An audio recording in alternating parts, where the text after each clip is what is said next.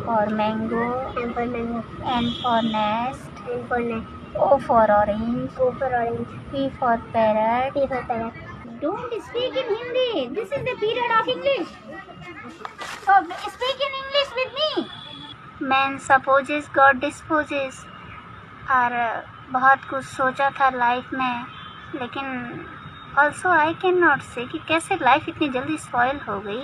Present में बहुत दिक्कत है, रेलवे फुटपाथों पे, ऐसे ऐसे स्टेशनों पे रहना पड़ता है, बहुत विषम परिस्थितियों में रात्रि गुजारनी पड़ती है।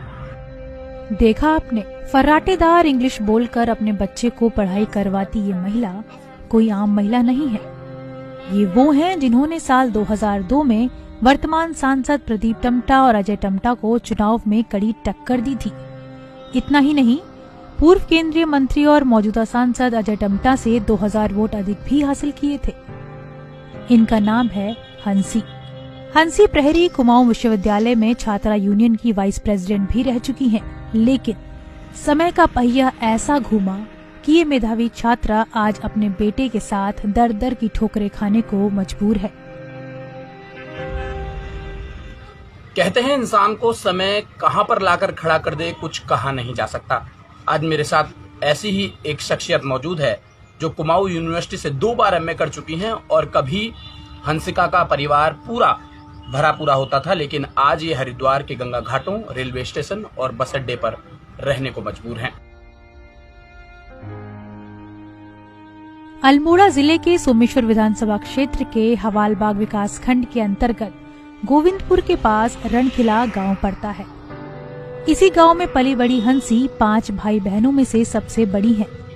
पिता छोटा मोटा रोजगार करते थे, लेकिन अपने बच्चों को पढ़ाने के लिए उन्होंने दिन रात एक कर दिया था। हंसी ने भी अपने पिता का मान रखा और गांव के छोटे से स्कूल से होकर कुमाऊं विश्वविद्यालय में दाखिला लिया। साल 1999-2000 में तब वो चर्चाओं में आई जब कुमाऊं विश्वविद्यालय में छात्रा यूनियन की वाइस प्रेसिडेंट बनी। कुमाऊं यूनिवर्सिटी से अंग्रेजी और राजनीति विज्ञान में डबल एमए करने के बाद हंसी ने विश्वविद्यालय की सेंट्रल लाइब्रेरी में ही करीब 4 साल तक नौकरी भी की। इसी बीच हंसी की जिंदगी में अचानक से एक नया मोड़ आ गया। मैंने डबल एमए किया है, उसके बाद मैंने कुमाऊं यूनिवर्सिटी की जो हमारी सेंट्रल लाइब्रेरी है उसमें जॉब किया है। कितने साल तक? लगभग 4 साल। हालांकि उन्होंने खुलकर तो कुछ नहीं बताया, लेकिन इतना जरूर कहा कि शादीशुदा जिंदगी में हुई तनातनी के बाद उनका ये हाल हुआ है। लेकिन अब वो नहीं चाहती कि उनकी वजह से उनके 2 भाई और बाकी परिवार के सदस्यों पर किसी भी तरह का फर्क पड़े।